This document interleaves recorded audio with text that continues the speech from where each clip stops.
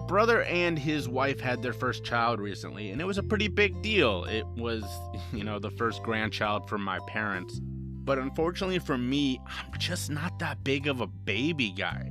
Like, I'm super awkward when I hold him. My brother put his son in my lap, and my nephew looked up at me with this expression like, "You have no idea what you're doing, do you?"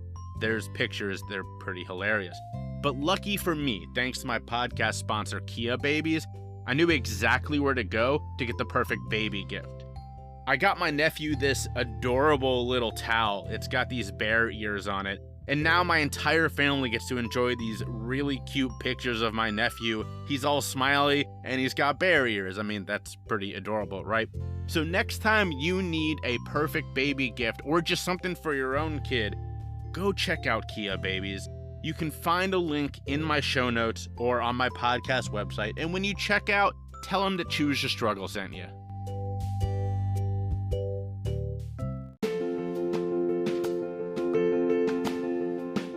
But I'm going to just go ahead and invite Jay Shifman up to share his story. So let's give it up for Jay. Welcome to the Choose Your Struggle podcast. I am your host, Jay Shifman. Hello and welcome to the Choose Your Struggle podcast. Thank you all for being here. We've arrived at episode 43. We are closing in on the end of this season. It's been a great ride, and I'm so glad y'all are sticking around. It means a lot to me. Before I get into this week's episode, and it's a pretty great one, I do want to fulfill my promise from last week and talk a little bit about the election. So first, the wins. After election night, when New Jersey and Arizona legalized marijuana and Mississippi and South Dakota passed medical marijuana bills, the totals now stand at 13 states plus D.C. that have legalized marijuana and over 40 that have either or both medical and legal marijuana. At this point, there are only 7 states remaining that will still treat you as a criminal for possessing marijuana. This is huge. Sadly, one of those states is the one I live in, South Carolina, which sees it as a major problem. Just as big, Washington, D.C. decriminalized a wide range of psychedelics, and Oregon decriminalized all drugs and specified funding from substance misuse treatment and psilocybin therapy. This is huge. As Nicholas Kristof put it in the New York Times, at a moment when America is divided as could possibly be, one thing all voters agreed on this election day was ending the war on drugs. I can't overstate how huge this is. We still have just so far to go, but as Josh Lyman of the West Wing would say, we've got the momentum, baby. We've got the big mo. Now, that being said, a recent report found that despite an overwhelming popularity, again, a different survey, we'll find that support for legalizing marijuana is anywhere between 80 and 90% countrywide, which, let's be honest, is as close to 100% as you're going to get in politics. I mean, if one party said, we love puppies, the other one would be like, no, puppies are crap. So, 80 to 90% is a huge deal. The federal government over the last 5 years has given 20 times more towards research into harms of marijuana use than research into its benefits. So clearly, changing things at the federal level is incredibly important. Which leads me into the less amazing news from election week. Joe Biden and Kamala Harris won. They did. If anyone listening still, for some reason, disagrees, I'm sorry, I don't know what to tell you. They won. This in itself isn't bad news. Biden was, without a shred of a doubt, the lesser of two evils. So first, the applause for Mrs. Harris for becoming the first woman to serve in one of the top 2 spots of our government, as well as the first Black VP and the first South Asian VP. These are huge deals. Now, I've covered ad nauseum, I know, how much I don't like Joe Biden. Again, he was clearly the better candidate here because Trump is just awful. But he's not a good leader on any of the issues that I talk about on this show. His past and present is littered with overt racism. He is a dinosaur on issues of substance misuse and drug use, etc. So we in this community have a lot of work to do.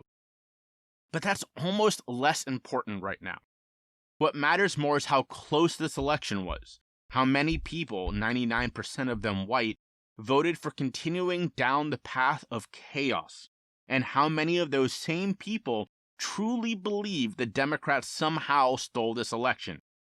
To sum it up in a comical way, as a tweet that my wife showed me sometime this weekend, if you took a poll of your friends on what you should have for dinner, and 3 of them said pizza, and 2 of them said murder you and eat you, yeah, sure, pizza won, but now you have a much bigger problem.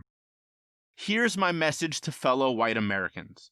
Stop for a moment and recognize that we have, in fact, been shown what at times we cannot see.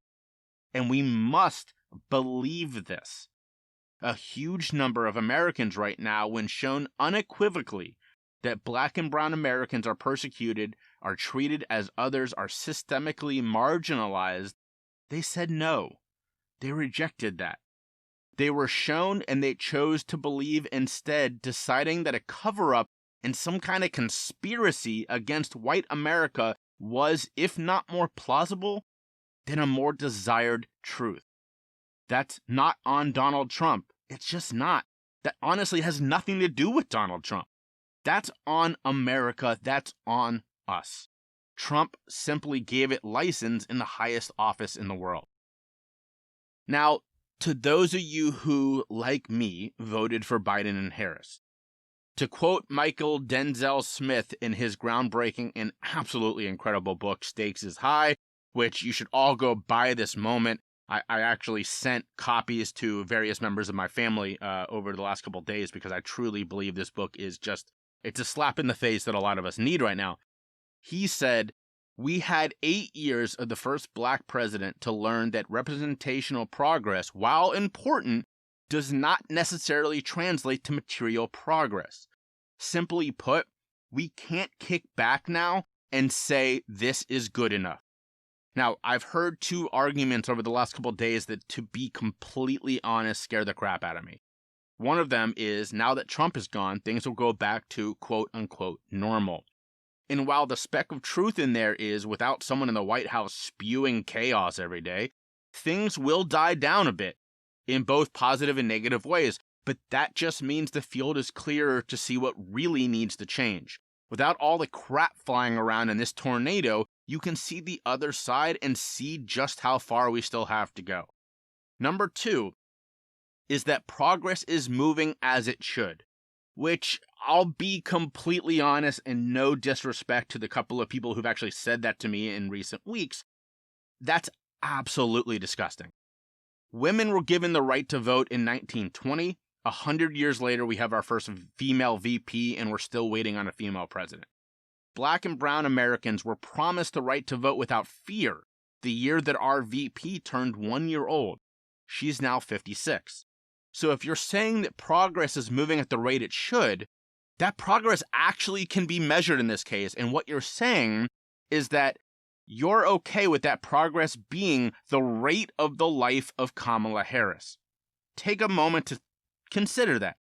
What you're saying is, if you think the progress is moving as it should, that the life of Kamala Harris is the rate of progress that you're okay with. I just can't, I can't be okay with that. And I can't be okay with that being a rational line of thinking. I don't know about you, but I would say that is way damn slow. As Cassandra Frederick of the Drug Policy Alliance said in a message to supporters like me this week, our fight continues, and we have to keep pushing.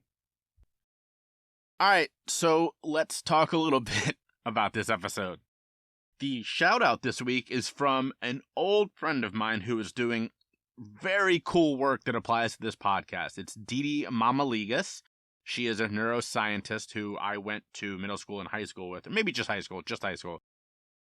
She lives out in California now, and as you'll hear in her shout out, is doing work that directly applies to the understanding of addiction. It's really fascinating, and I was so honored that she would come on this podcast and share some of that expertise with all of y'all and me, because it was really cool to learn it.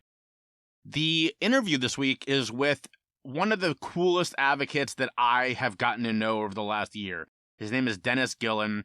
He was so gracious with his time earlier this year. We got connected on LinkedIn, and you'll hear this on the interview because I thank him there. And when I reached out and said, hey, I'm a guy who's doing similar work, obviously way earlier on that spectrum than you, he was like, dude, when can we chat? Really fantastic guy, a guy who is doing work that is very important. You'll hear him talk about that, has very real experiences with this, with these topics. Just a wonderful guy to chat with. So enjoy his interview. I know you will because I enjoyed chatting with him. All right, this has run very long. Keep filling out the surveys, as always, in the show notes and on my website. Keep leaving reviews, again, in the show notes on the website. Share the podcast, rate the podcast, like the all the kind of stuff. Find me on social media. Find me on my website. Cool stuff coming. And check out the Patreon. I'll talk more about that in future weeks, but there will be good things to those of you who subscribe to Patreon. All right, without further ado, enjoy this episode. I've been struggling for a long time with anxiety and depression, and, you know, these things are sort of things that run in my family. And for me, it was a big part of my decision in going into college to try to figure out why things happen in your brain and how that works. And this is exacerbated by the fact that my mom's twin sister has a very severe case of bipolar disorder and some symptoms of schizophrenia, which have really been hard for us as a family, but, you know, particularly for her. And we were always very close. So I have sort of used that as a jumping off point to get to where I am now. You know, for anyone who's worried about what they're going to do with their life and worried about how they're going to make money doing it, if there is something that you love and that you're interested in, there is a way to do it and pay the bills. It might not be exactly the number one thing that you would love to do every single day, but no job has something that you love to do every single day. I'm a postdoc right now, so what that means is that I finished my PhD, and this is kind of like a residency for kind of akin to what, you know, doctors have. They have like a training period where they're semi-independent, and that's kind of what I'm in now. So my project that I'm working on is all about how dopamine in your brain processes reward. And it should be no surprise that there are many things in the environment that are rewarding. It could be drugs, it could be food, it could be whatever, you know, anything. But what's interesting and what's not known is how the perception of need changes how your dopamine system, which is critical for reward, responds to a given reward. So, you know, say that you're hungry and you see some food and you're like, your dopamine system's like, that's great, we want that, right? But if you just ate like a whole plate of cinnamon rolls, you're gonna be like, get that the fuck away from me. Like, I do not want this, right? And so my project is all about figuring out how dopamine neurons encode that difference, because it's known that they respond to all of these stimuli, right? But the question is when. And the reason that that's important is because if you can figure that out, then perhaps there's a way to manipulate that process. And in the context of addiction, which is not exactly specifically what my project is addressing at this point, but you could imagine that in that case, if you can intervene at a step before that by changing the internal need, then that would have the potential to be therapeutic in some way.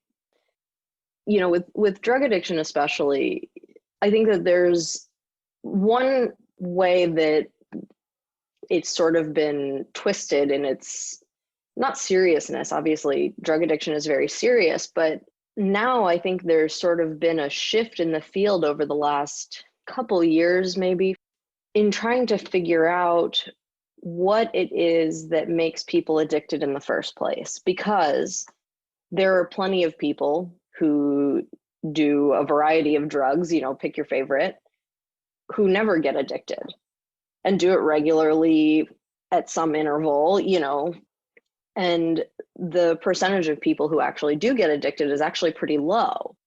Addiction is not a choice. It's not something that you decide to have because you are, whatever the stereotypes, the myriad stereotypes that are attached, right?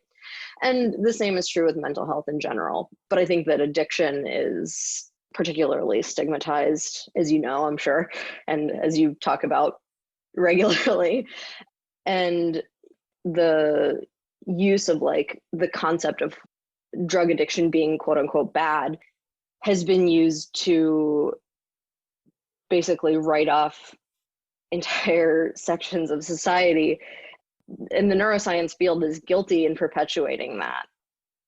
I think that it's sort of on us to sort of know that and stop acting like drug addiction is this like ridiculous. I mean, it is horrible for the people who are going through it, but like as if those people are horrible, and not judge those people and talk about how terrible it is, because it's just not helpful. You can find me on Twitter at DDAAM, DIDIAAM, and you can find Spark Tabor at Spark Tabor.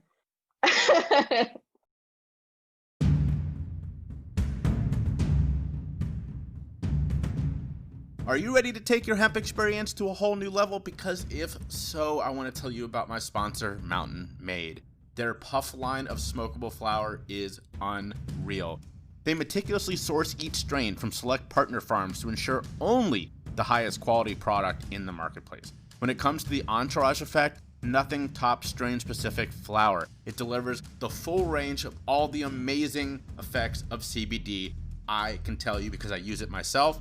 With 0.7 grams of premium full flower inside of each pre-roll, you'll be ready to maximize your personal summit whenever you smoke. So check out Mountain Made today and grab a puff. They're federally compliant with less than 0.3% THC, which means they ship nationwide.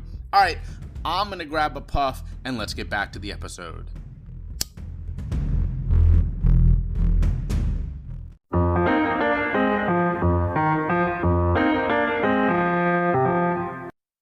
Well, the story starts with a lot of avoidance. I had a life situation that occurred not once but twice. In 1983, while I was a junior in college, I got a phone call from home. I was 8 hours from home at West Virginia University, and I lived in New York.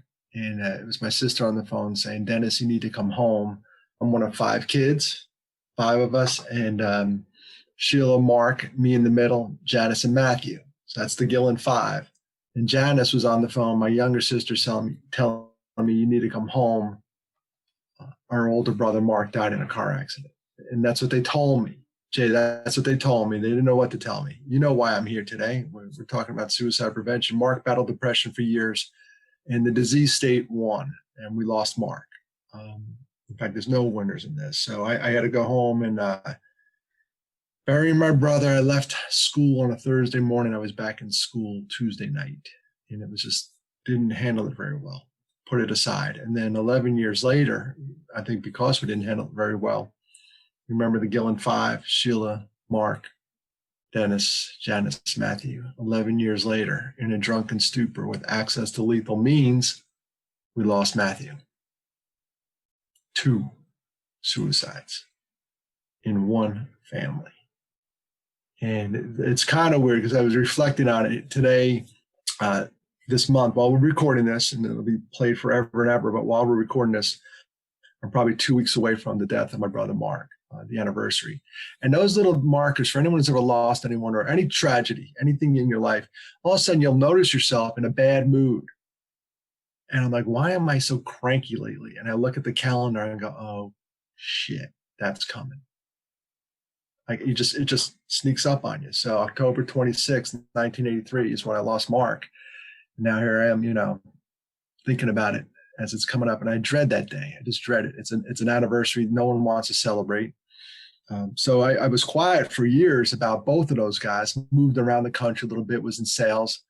I'm now I guess you'd say a warrior, a mental health warrior, but a reluctant warrior. And here's the deal about reluctant warrior. I didn't want to get into it, but even if your listeners thinking about this, if you've gone through something, your misery becomes your mission.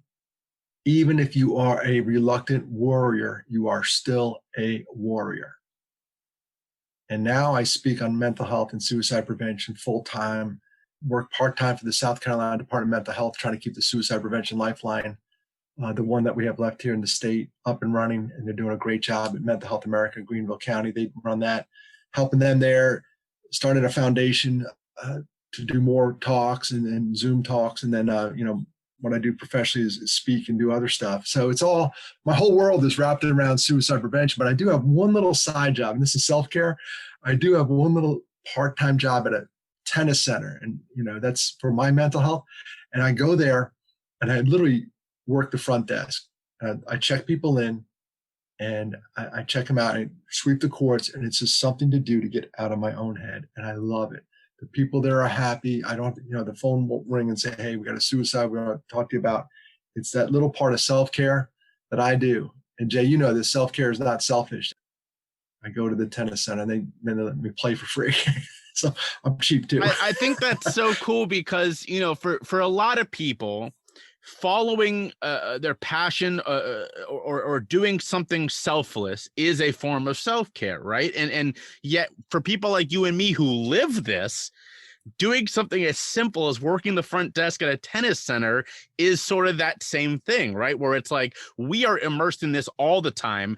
That period of time where we can check out and not be is our reverse form of what other people are doing and sort of, following their passion. Yeah, and I got that tip from another guy one time. I was talking to him. He did a lot of work in the suicide prevention. It was his name escapes him at the moment, but it'll come to me right after we hang up the phone on this podcast. So I'll call you back. But he was into doing what we're doing. We're trying to end the statement he was doing. He goes, "Hey, Dennis, I'm going to disappear for a while." I said, where are you going? He was a prominent name. He goes, "I'm just going to disappear. I'm just going to take care of me." And I learned that early on. And he came roaring back, and I'm like, he knew to take a time out. So for all your listeners, if you're in this thing day to day, doing the battle, it's okay to say time out. I'm calling it. I'm calling a time out right now, and I'm going to go take care of me. That's why when you're in an airplane, those oxygen masks, this is the classic example everybody uses. I'm stealing it. It was when the oxygen mask falls down, during the demo, they say, put your mask on first and then attend to those others. That's the same thing with self-care. You put your mask on first, you get the oxygen level up, and then you can help others. You can't help someone if you're passed out. Well, one of the last questions I ask every guest in this show is to talk about their self-care habits. So we'll definitely circle back around to that at the end of the show. Before we do that, though, so going back to your story, which is a very powerful story, and for my listeners, I was really lucky. You and I first connected, what was it, sometime right before COVID? I can't remember, COVID, who knows, right? But I reached out to you because we got connected, I think, on LinkedIn, and I said, I am doing what you do. I'm way farther down or earlier on the path than you are, and you were so kind to jump on the phone with me, and we chatted for about an hour where you told me your story and heard mine, and we sort of just, you gave me a lot of great lessons. But my listeners know, obviously, I'm a survivor of 2 attempts at suicide, and those were 10 plus years ago. And from being on this end, it still surprises me sometimes when people in my life tell me either that they have battled with this, or they have, like you, a sibling. I was one of my closest friends. I was in his wedding, and leading up to the wedding, we had known each other for years. And leading up to the wedding, he says, in the program, you're going to see that there's another groomsman listed that you don't know, and that's my brother who died by suicide a couple of years ago. I had no idea. And my friend knew my story, and this was something he was still wrestling with. And those are the kind of things where it's like, if he had passed away in any other way, there wouldn't be that sort of reluctance, but that stigma is so alive, and it really it keeps people from reaching out. And I feel for those people. Yeah, and think about that. I'm so glad you're still with us, Jay. Thank you. Because he would have lost a brother and a dear friend to suicide. So you think about that guy. Now, for your listeners now, we're educating a little bit on this podcast, a lot, really. I'm a survivor of suicide loss. You're somebody with lived experience, just so to get the names right. Because one time I remember I explained to someone, I'm a survivor of suicide. We didn't have the nomenclature quite right. And I said, I'm a survivor of suicide. And someone said, did you attempt? And I said, no, I lost my brothers. So for your listeners, Jay has lived experience. I'm a survivor of suicide loss. And together, we're trying to end the stigma as indicated behind your beautiful head there, cabeza. Yeah, my listeners. So I put this out as an audio podcast. My listeners don't know this, but although whenever I speak, I use the same background because I think it's so important. And the number one thing we can do besides education is educating about how stigma still affects these issues. Because and the story I always tell is that my aunt, who is struggling with cancer, I was talking to my grandmother, and she said, "Oh, she told me I'm so brave for telling my story." And I said, thank you. That's so interesting. Would you say, your daughter is brave for telling her story about fighting cancer? And my grandma said, no, she's brave for fighting it. And I said, well, why are those two things different? Why is she brave for fighting cancer and I'm brave for talking about struggling with mental health and substance misuse? And that is the perfect encapsulation of why we need to keep fighting the stigma. Exactly. And for your listeners at home, we are doing this on a Zoom talk so Jay and I can see each other's eyes. And right behind Jay's head, I'm going to describe it, it says, end the stigma. End the stigma. And that's what we're kicking to the curb. There is no stigma around mental health. If I showed up at a party and I had an insulin pump on my hip, everybody would know, hey, Dennis is type 1 diabetic. They'd know it. I show up at a party, I look good, as I always do. Wink, wink, nudge, nudge. But something's wrong with my head, you wouldn't know it. So what we have to do, sometimes we have to verbalize. We have to tell people, I'm not doing so hot. And I wish my brothers would have raised their hand and said that to us. I'm not doing so hot. And maybe we could have rallied. Because knowing what we know now, I know we would have rallied. I know my parents would have they would have sold the house to take care of those boys, get the therapy they needed. So after, I'm assuming, but you got into this work after your second brother lost his battle. Is that right? Yeah, after Mark, well, let's call him by name now. Mark was my older brother, 83. Matthew was 94. And after Mark died, I was in college. I partied like it was 1999, which makes sense because it was 1983. So that song was so relevant. I partied hard. Didn't talk about Mark much. And then when Matthew died, that one rocked me to my inner core. That one knocked me down hard. My little brother, it was just different. It's my little brother. That's the guy maybe I should have been looking out for, but I was too busy in my own little bubble. And I was married, living in Carlisle, Pennsylvania. We were trying to have a family, start a family. And when the phone rang, I learned about Matthew. And Jay, that was the one that brought me to my knees. I mean, that one, I remember driving home from New York, where I grew up, back to Carlisle, Pennsylvania, where I lived. And I just remembered, man, this is going to leave a mark. And it did. 2 weeks in bed, thank God I had a patient employer at the time to say, take your time. When you want to come back, you come back. And then when I went home, I decided I did a couple smart things. I'm not the smartest guy in the world, but I did stop drinking because alcohol is a depressant. And as your listeners can imagine, you bury two brothers to suicide, you're pretty effing depressed, right? So I stopped drinking because I said, I can't put gasoline on this fire. It's already raging. And then I went and saw a mental health therapist for the first time in my life through my company's employee assistance program. And that made a world of difference. Well, that's wonderful that you took charge in that way. And it's very sad that you had to lose Matthew and Mark to do that. That would have been, you said, the early 90s, right? Before seeing a therapist was sort of became a thing people talked about, became a thing that people were open about, right? Yeah, 94. And I do remember this, I'm part of this stigma, back then I'm fighting now was, I remember going to the therapist, and it was in a primary care physician's office, but they had it's classic therapist. You go in the back door, that's where the office was.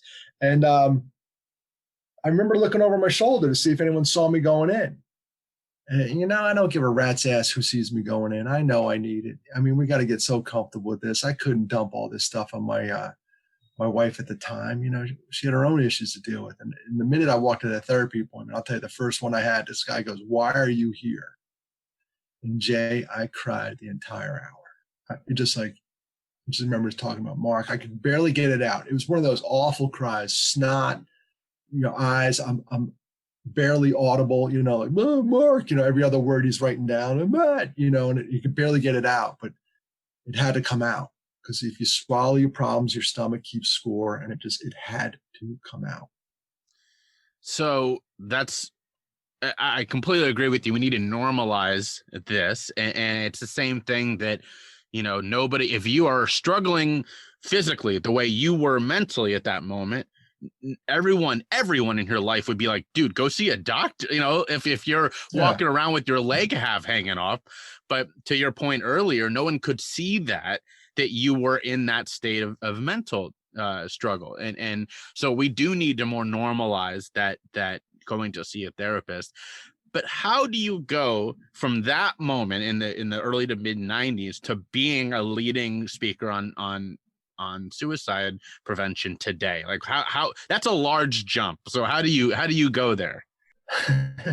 Thank God it took a while. It's a large jump, but it's a slow one.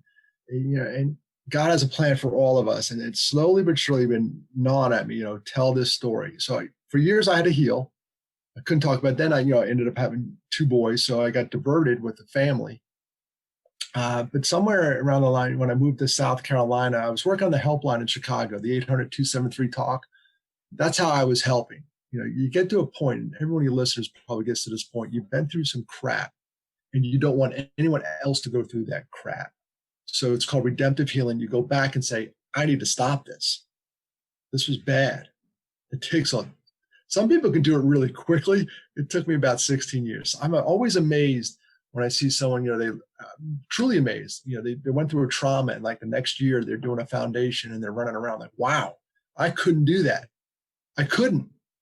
It's not, and that's okay. Everyone grieves differently. There's no time frame. It took me a while. Then I spoke in South Carolina at one of these Out of the Darkness walks for the American Foundation of Suicide Prevention. And I sat down. I barely got through it. I bumbled through it. 5 minutes, they said, "Speak." I'm like, "Oh boy." And I spoke about the importance of the walk and how all these people came to help me after I finally admitted, put out there that I lost 2 brothers to suicide. And people want to help. They just don't know how. I never asked. So we raised a lot of money that year, and they said, "Do you mind speaking for 5 minutes?" And I sat down, Jay. I remember I sat down and I said, "Well, that's out. I'm done with that." And some woman came up to me and says, "You need to tell that story more often." And I was like, "Sister, you just saw the one and done show. This ain't happening." Mm-hmm. And then I got a call. Someone was there and saw me speak, and the USC called, the University of South Carolina in Columbia, South Carolina. They said, "Hey, we saw you at the walk." And I went and spoke to those folks, and I bombed horribly.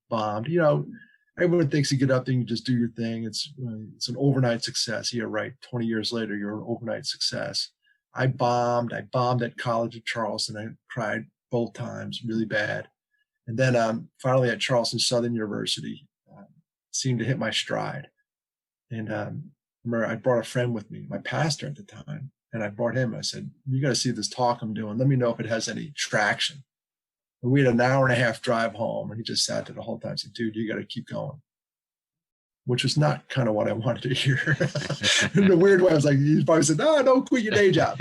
But he said, "No, you got to keep going. You got something. You're put on this planet for a reason. Everybody has a purpose, and your purpose is this. So go." And it's, I wish I was talking about all the Super Bowls I won, or all the lacrosse goals I scored in my career, and how I'm in the NCAA Hall of Fame, which none of that's true. I have to talk about the loss of Matt and Mark. And but it's the hand I was dealt, so I'm going to run with it. So before we continue, if you wouldn't mind telling all of my listeners where they can find you, where they can follow you, where they can reach out, all the good stuff. All the good stuff. Yeah, I'm very creative. Check this out. My website, DennisGillan.com. Genius. DennisGillan, DennisGillan.com. That's probably the easiest way. My TEDx talk's on there. I did a talk on loneliness. That was a good one. Jay, I recommend you do one as well. Thanks. When we get back to meeting each other, public gatherings, go home, Corona. And that's probably the easiest way. And you could look at I have good resources, good blogs on there, safety plans on there. You can get a safety plan, which I'm a big fan of. You fill it out when you're mentally well. So you look at it when you're not mentally well and you say, all right, I need to do this stuff to get back. So that's how they could find me, Jay. I appreciate that. So it looks like we're going to be hanging out inside for at least a little while longer. And with the colder months coming up fast, there's never been a more perfect time to stock up on all your comfy clothes.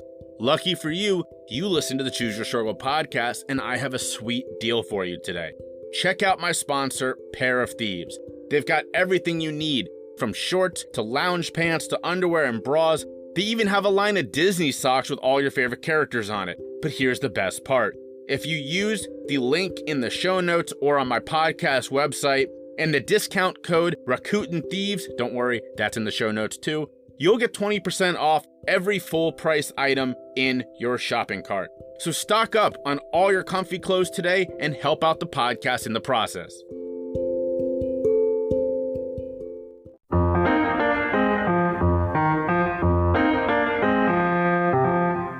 So our stories are very similar in that way, in that, like you, I grew up, I was a big baseball fan, baseball player, always dreamed playing in the World Series and all that.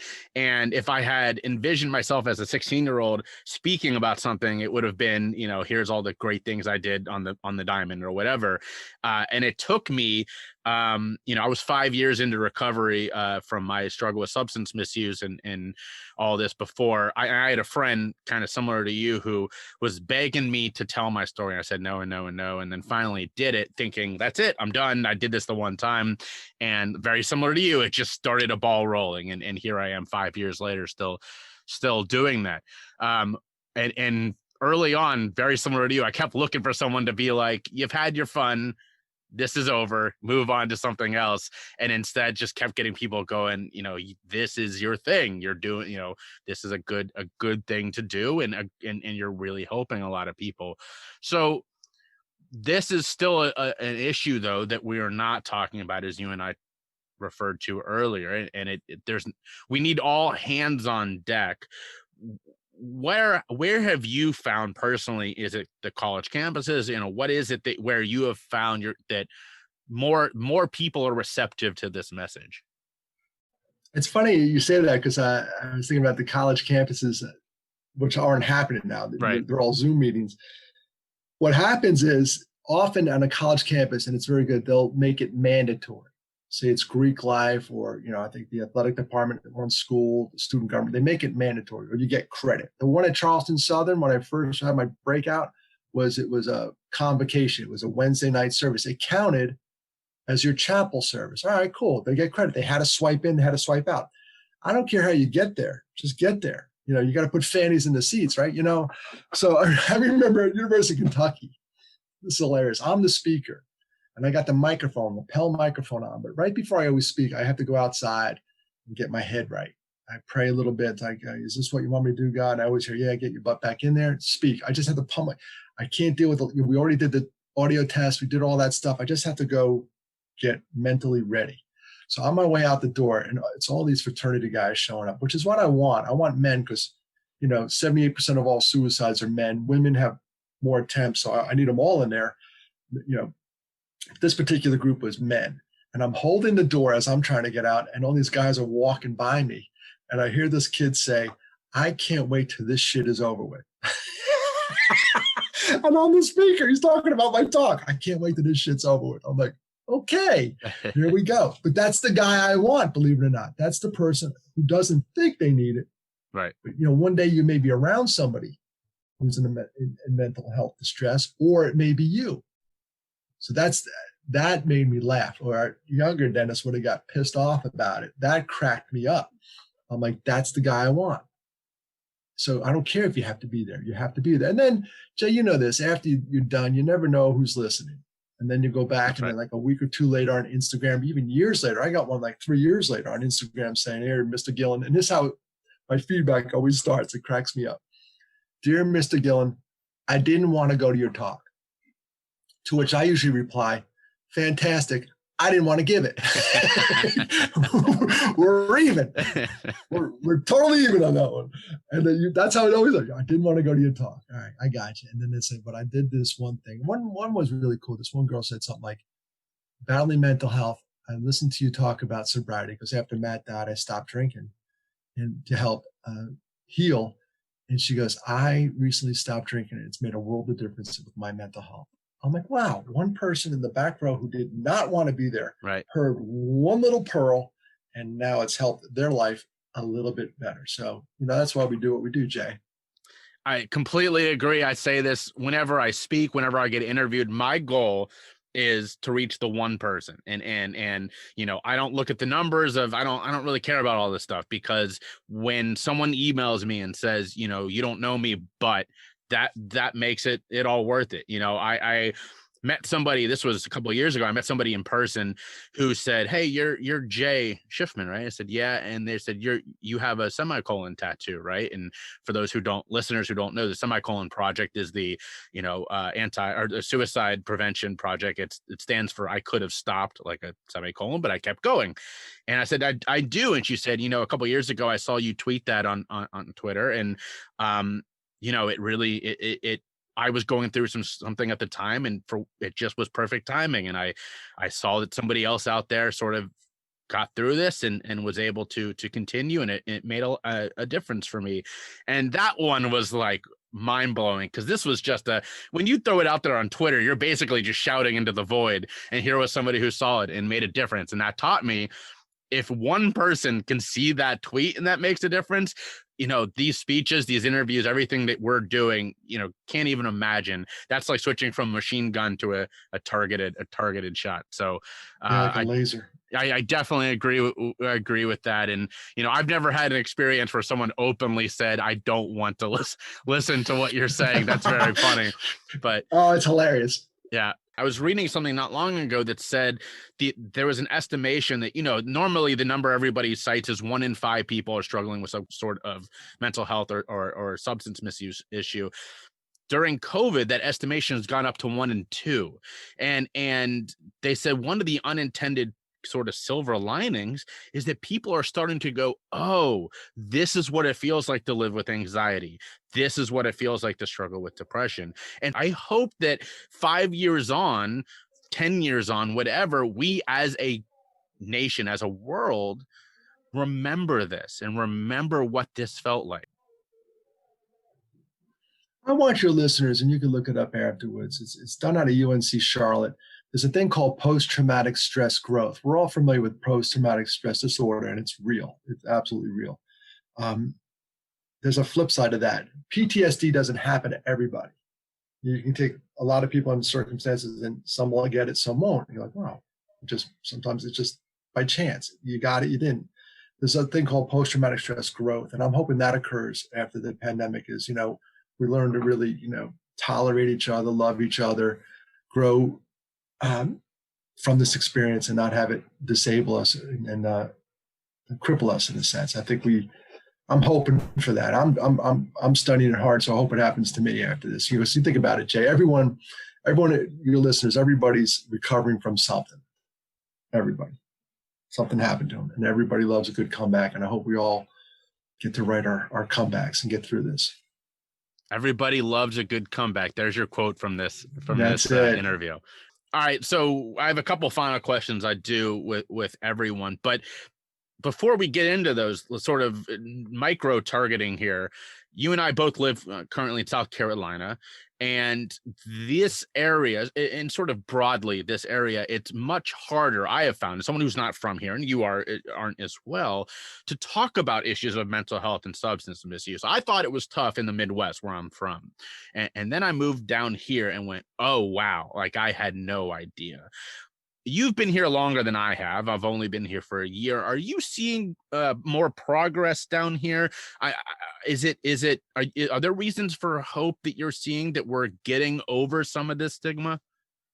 I am. I'm seeing I've been out here 15, 16 years. I've been on some boards, locally and interacted with some really good groups like Mental Health America is one of them, NAMI, National Alliance Mental Illness, one of them, AFSP, the American Foundation of Suicide Prevention. So maybe it's the circles I run in, that I've surrounded myself with people that are totally cool about talking about it. When I go to like a board meeting for any of those groups, the one I'm on is AFSP, the American Foundation of Suicide Prevention. We have a moment, we have a self-care moment. We'll go around the table. So I've been very fortunate, I guess, like bodies seek each other out, to find these people that are okay talking about it. And anytime you get involved in the work we're doing, you will find somebody that's been through something like you've been through. And it's really, birds of a feather flock together. It's comfortable talking about it. Listen, I got to find a new therapist. Who do you go to? I can have that conversation. And eventually, I'm an old fart. I'm 56, going to turn 57 next week. I know I look 55. Thank you. This is a Zoom call, but it's going to be on the radio. I have a face made for radio. I have a face made for podcasts. But as you get older, you stop caring about the Joneses, keeping up with the Joneses. You really stop caring about them. It's not apathy. I'm not saying apathetic. I got to do me the best I can. You got to do you the best you can. I can't tell you how to do you because I can barely do me. Like Brian Regan, the comedian, says, I'm trying to get through this life without looking stupid. So far, I'm not doing a very good job. But, that's what I'm trying to do. We're all trying to do that, So I would say to your listeners, this is the anti-suicide message. Hang in there, because the older you get, the more mellow you get, and you start to figure out the people that matter the most, the people that matter the least. We take pictures of our jewelry and our food and post it on social media. Check out the cheeseburger I'm eating. I don't care about your cheeseburger. I care about you, the person. So as you get older, you really don't care about that stuff. It's kind of cool. There you go. There's your second quote for this one. I don't care about your cheeseburger. That's the title of your next comedy album. I don't care about your cheeseburger. Yeah. I'm going to get a t-shirt made. Yes, there's your new branding right there. All right, before we go into the final questions, one more time, tell my listeners where they can find you, where they can reach out, all the good stuff. Sure. You can find me on all the social media platforms. I hate them all. Good for my mental health. Easiest way is my website, DennisGillan.com. DennisGillan.com. So I always finish with the same two questions. Number one, not just during COVID, but obviously right now, more so than ever, what are your self-care habits that you recommend? What works for you? And then number two, this episode is basically a big advertisement why we should follow you and all the amazing work you're doing. But who are you following? Who are you reading? Who are you listening to? Who is having an impactful influence on you?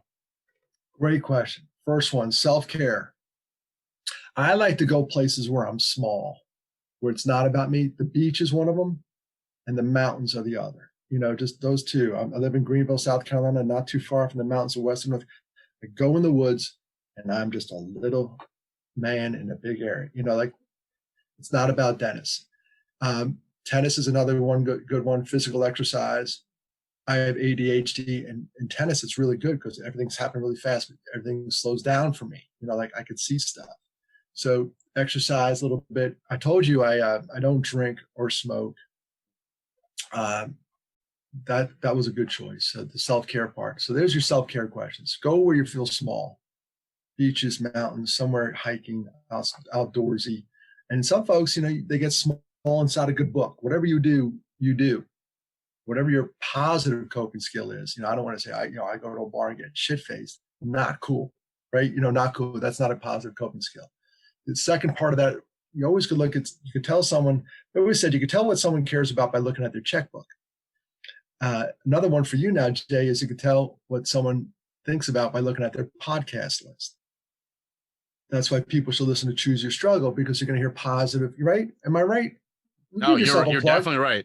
Yeah, give yourself a plug, because you're going to listen to that. Positive people have conquered adversity and come out the other side and reaching back, trying to help others, like we're doing today. And another one, good one, is this guy John O'Leary. John O'Leary Inspires. He was burned over like 90% of his body as a kid. He has a podcast. Anything positive, anything positive. You look at it, it's not much garbage. And one man's garbage is another man's treasure. My wife loves those murder mystery things and all that stuff. We're in the car. I'm like, oh, I can't listen to that. But mine are all different. And it's funny. We have a rule when we road trip: the driver gets to pick the podcast. And it's really weird, because when I went on a road trip with my sons, one guy's a foodie, so we had to listen to all these food ones. The other guy's a chemist. We had to listen to all these nerd science ones, but they're all so whatever you do, you do. So that's the self-care and the podcast stuff, like your stuff. Just be mindful of what you put in your body. Well, expertly put, Dennis. This is gonna be great. I really appreciate you taking the time. Oh, Jay, I really appreciate what you're doing. And you said I'm further down the road. I think you keep going, you're going to pass me, and keep doing what you're doing. Because again, you and I are both talking to that one person in the back that does not want to be there. And then they pick up one pearl and they go, son of a gun, Jay Shifman was right. All right, we've come to the end of another episode. Thank you so much for tuning into the Choose Your Struggle podcast. I hope you enjoyed both Dennis and Didi. I did. They both had such interesting things to say about their particular field and the work they're doing. I appreciate it. I appreciate so much what they're both contributing to society, to our culture, in a really helpful way. If you're still listening, that means you're a true fan of this podcast. So I'm going to give you a little sneak peek of something that I'll be talking about either next week or the week after. And that is what's in store for season 2. As you all know, because you've been listening, this season will end the first week of December.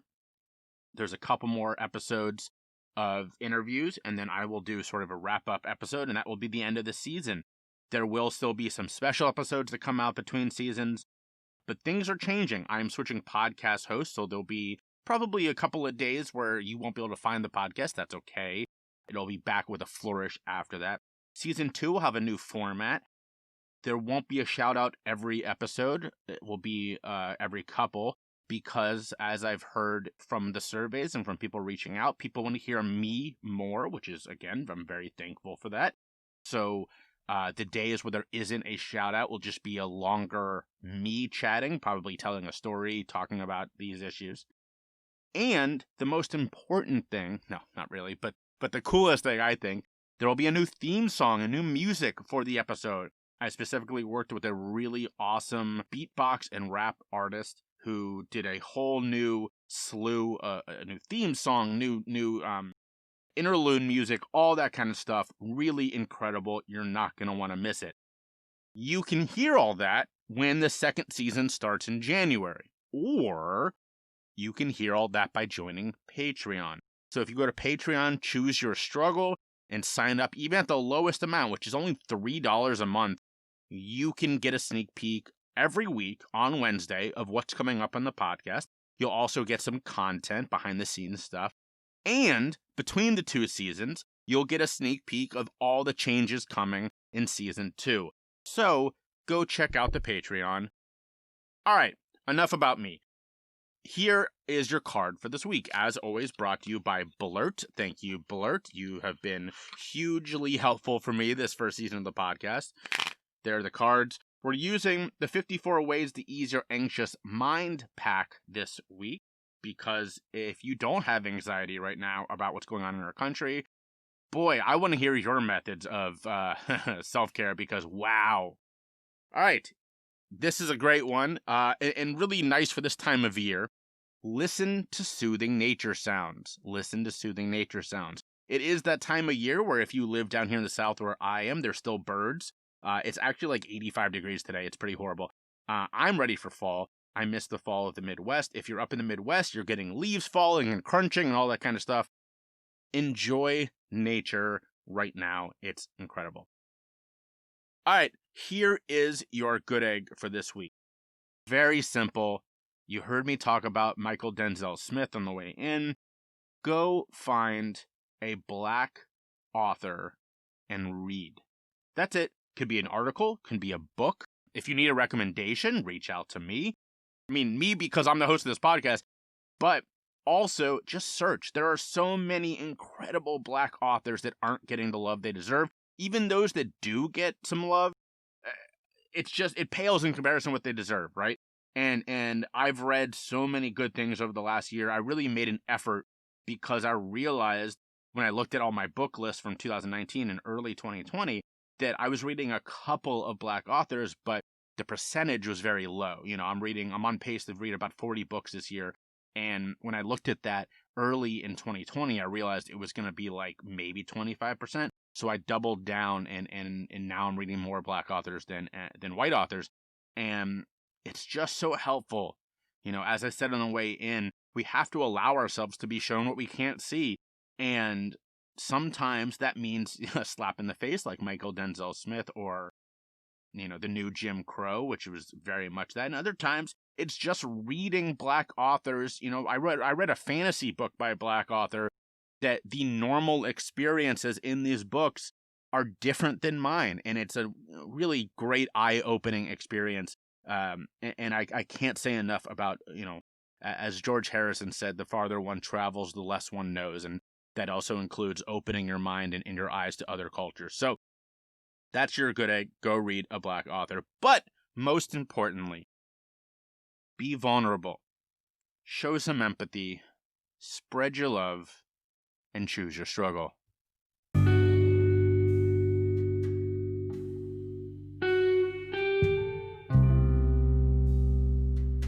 There's very little better than waking up in the morning to a truly fantastic cup of coffee.